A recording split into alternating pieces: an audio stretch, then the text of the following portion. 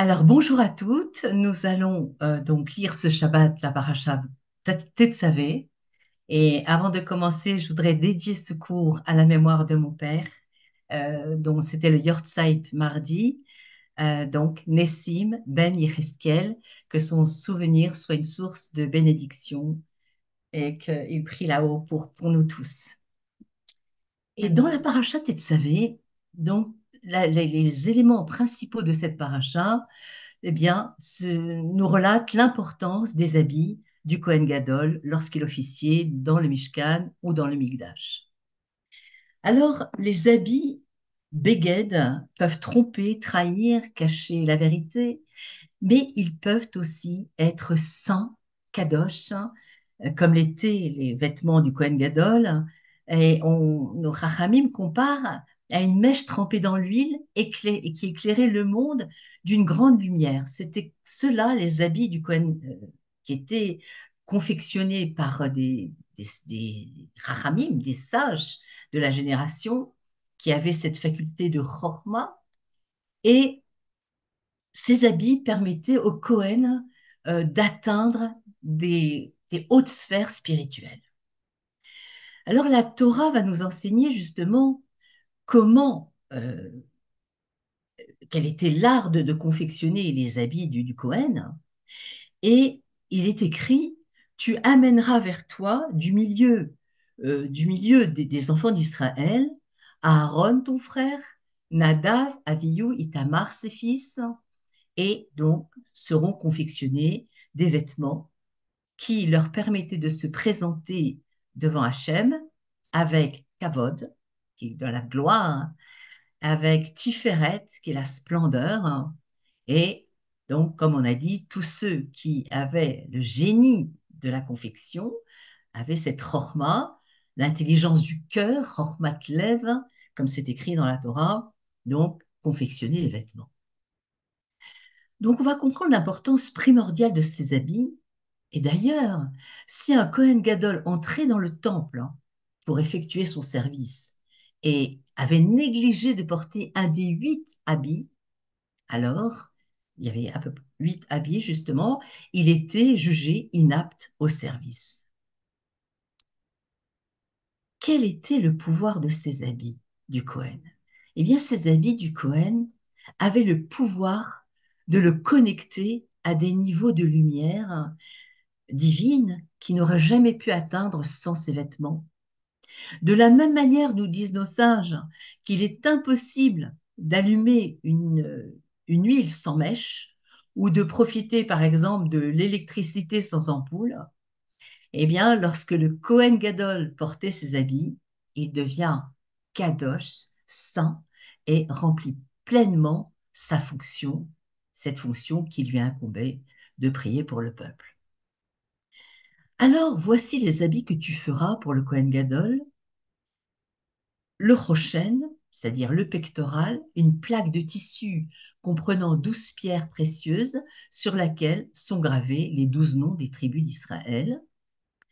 Et entre autres de ces 8 habits, nous avons aussi le éphod, le tablier qui couvrait l'arrière du corps de la taille aux chevilles, avec une ceinture qui se nouait sur le devant. C'est sur ces 2 vêtements que portera notre étude, donc le rochen, le pectoral, et le éphod, le tablier, le tablier.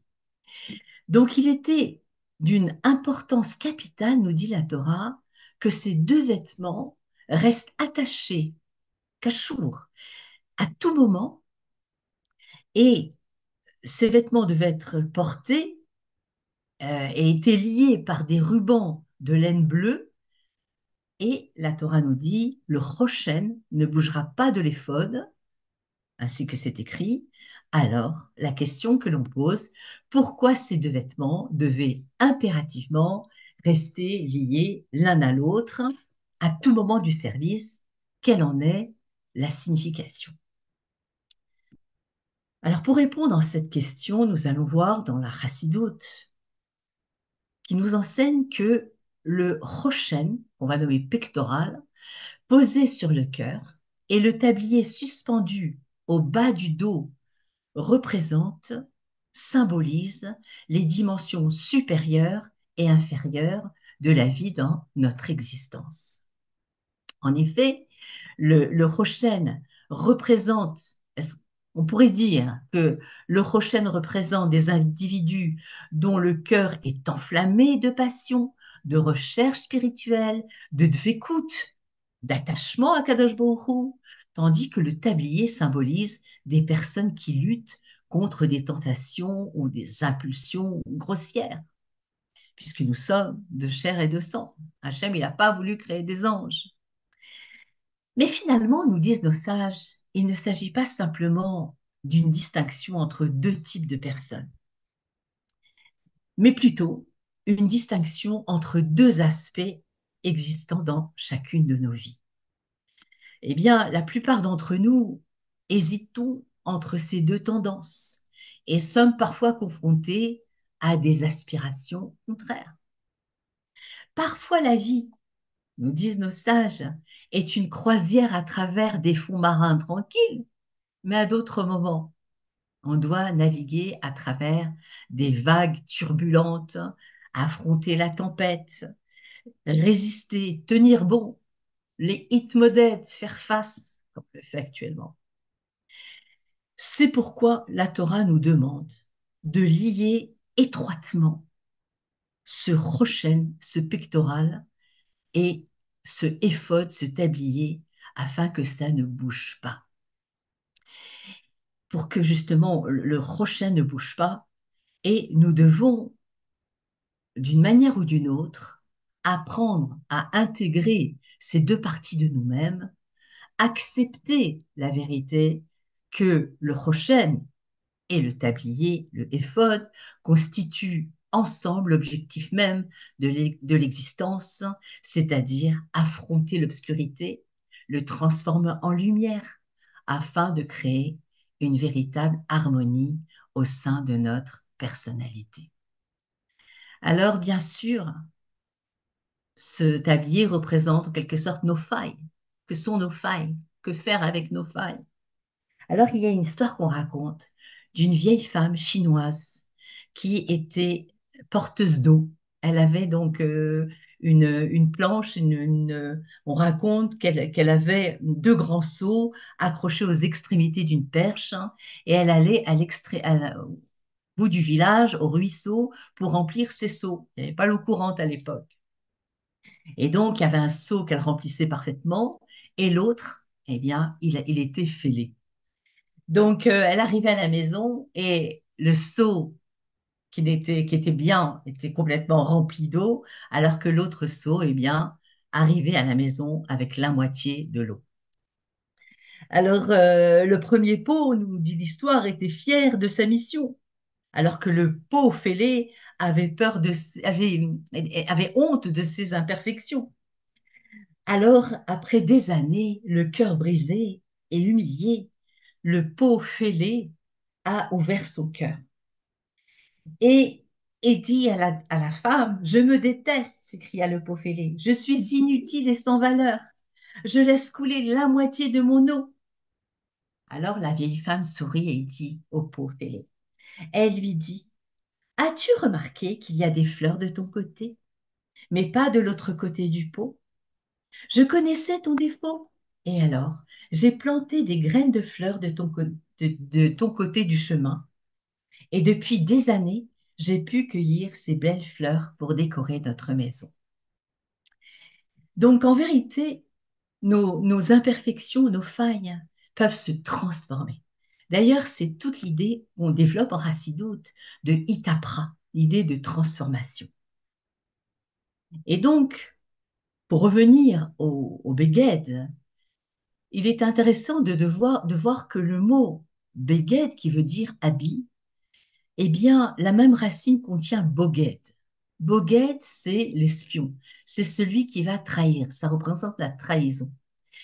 Donc l'habit ne montre pas ce qu'il cache, mais il nous faut être vigilants dans la vie de tous les jours, que nos habits soient bien Bigdé Kodesh, des habits saints, des habits qui reflètent bien notre moi intérieur et qui ne trahissent pas du tout le contraire de ce que nous sommes.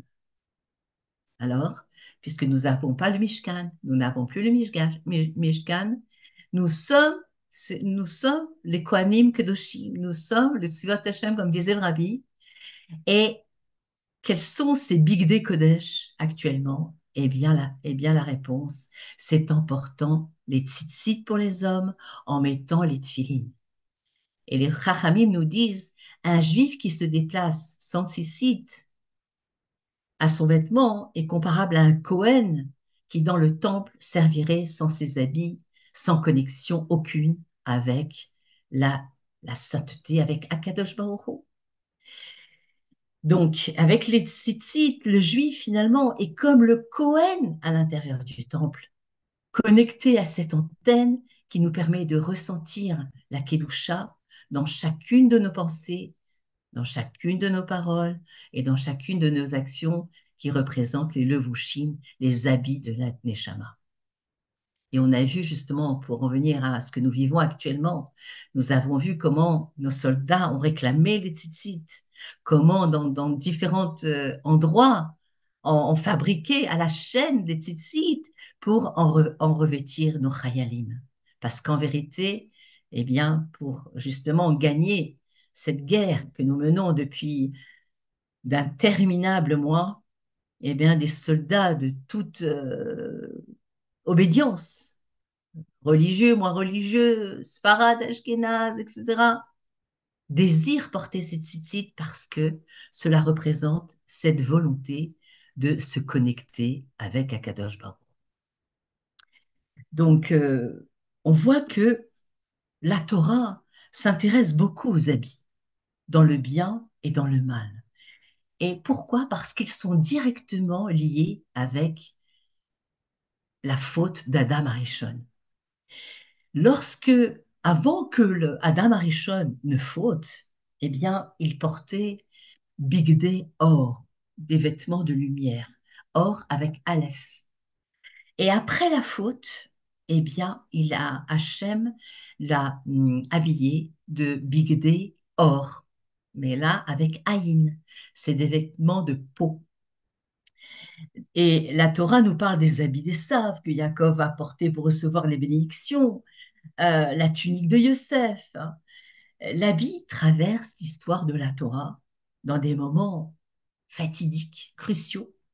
Et avec le Cohen, eh bien, il devient entièrement sanctifié, il devient kadosh. Et on dit que les habits, hum, il y a de l'énergie dans les habits.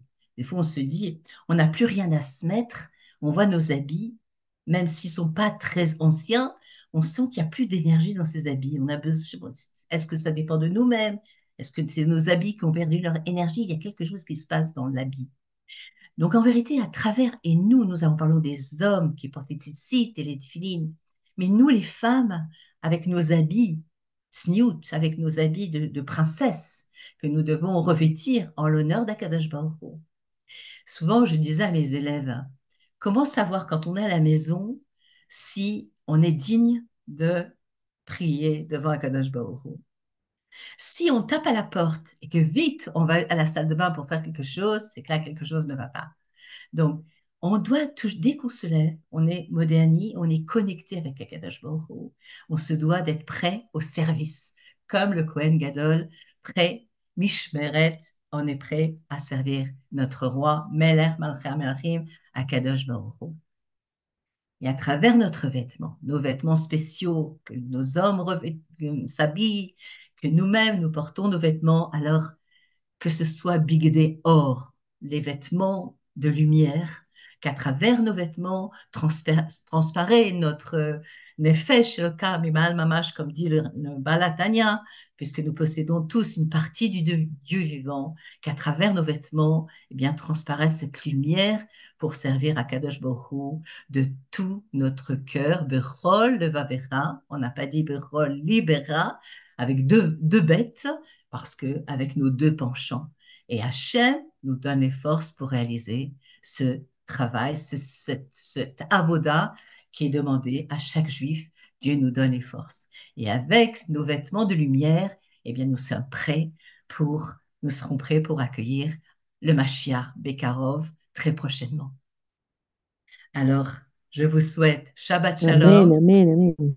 vraiment, et que on soit très vite libérés de toutes nos épreuves actuelles. Bezrat Hashem. Bezrat Hashem. Voilà. Alors, à très bientôt Amen, Chazak, Chazak. Amen, et, merci et beaucoup, de, Chazak, de bonnes Chazak. nouvelles pour tous. Amen, amen. Et voyou pour une katane. Et voilà, on est pour Im Katan. Donc, je pense que ça va être le sujet de Joël. Bezrat Hashem. Merci beaucoup, magnifique. Et voilà, et pour une katane, c'est aussi l'anniversaire de la Midrasha. Donc, Bezrat Hashem, demain soir, on va fêter ensemble l'anniversaire de la Midrasha. Bezrat Hashem.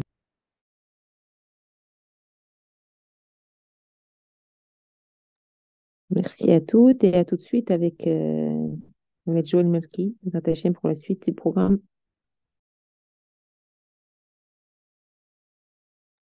Je lui fais signe de rentrer. Elle a fini un tout petit peu plus tôt. Là. Donc, on va une petite minute.